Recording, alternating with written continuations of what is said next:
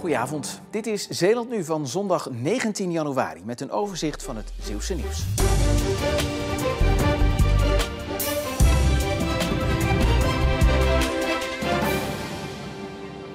Wat een feestelijke dag moest worden afgelopen oktober werd een nachtmerrie.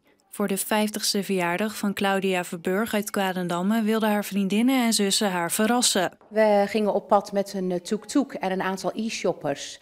En we waren nog geen 10 minuten onderweg en we krijgen met de tuk-tuk een ongeluk, eenzijdig. En we rollen met de tuk-tuk de dijk af, 12 meter, met alle gevolgen van dien. Haar jarige zus Claudia zat niets vermoedend thuis toen ze hoorde over het ongeluk. Om 1:15 kreeg ik een belletje van mijn zus, huilend dat ze onderaan de dijk lag, dat ze een ongeluk hadden gehad. De oorzaak van het ongeluk is onbekend, maar de gevolgen voor de 6 inzittenden zijn groot. Hersenschudding, gekneusde ribben, schouder verbrijzeld, ruggenwervel gebroken, knie in de knoei, zeg maar. Ja, je voelt je heel schuldig. Want ja, niemand wil dit natuurlijk. We hebben bijna allemaal in de ziektewet gezeten. Een aantal dames werden gelijk gekort op hun inkomen. En tot overmaat van ramp kwam ook nog eens de rekening. €17.000 is het schadebedrag aan de tuk-tuk.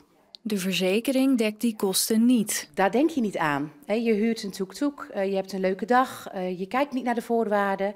Je denkt dat je goed verzekerd bent. Ja, en dan blijkt dus dat dat niet zo is.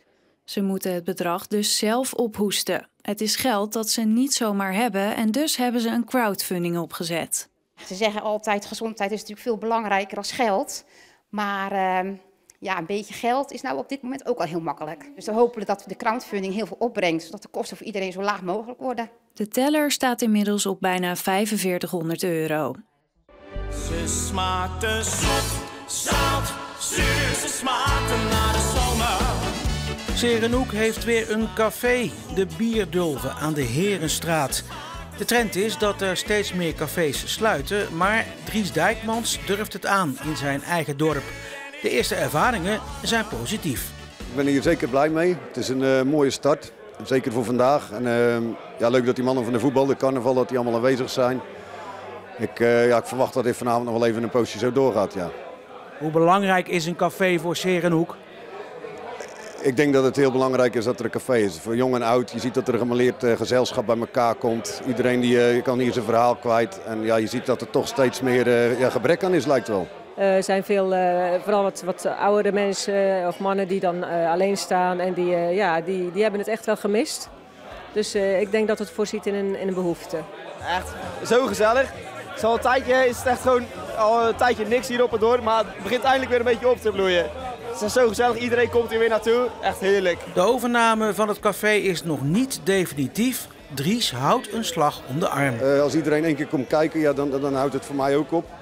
Als iedereen vaker terugkomt en ja, je kan ideeën en dingen met elkaar gaan vermenigvuldigen, dan denk ik dat er wel een houdbaarheid in deze horecagelegenheid zit. Dus ja, dat is eventjes wat het zal de toekomst uit gaan wijzen. Volgende week vrijdag, de 24e, is de grand opening van de Bierdulve. Dit verkeersbord lijkt op het eerste gezicht een doodnormaal verkeersbord te zijn. Maar kijken we naar de achterkant, dan zien we dat het toch wel een bijzonder bord is, want het is gemaakt van duurzame materialen. Dat heeft alles te maken met klimaatverandering en met de afname van biodiversiteit. Wij willen graag een bijdrage leveren aan de afname daarvan. En een van die manieren is dus om allerlei maatregelen te treffen. En zo'n duurzaam verkeersbord is daar eentje van. Wat maakt dat bord duurzaam? Omdat het van gerecycled, dus van afvalplastic eigenlijk gemaakt is. Dus plastic wat al eerder gebruikt is. En als het bord op is, dan kan het ook weer opnieuw gebruikt worden. Maar ook aan de achterkant, zit een honingraad op ieder bord. En in dat honingraad kun je blokjes stoppen. En zo'n blokje is bijvoorbeeld een insectenhotel, maar het kan ook iets anders zijn.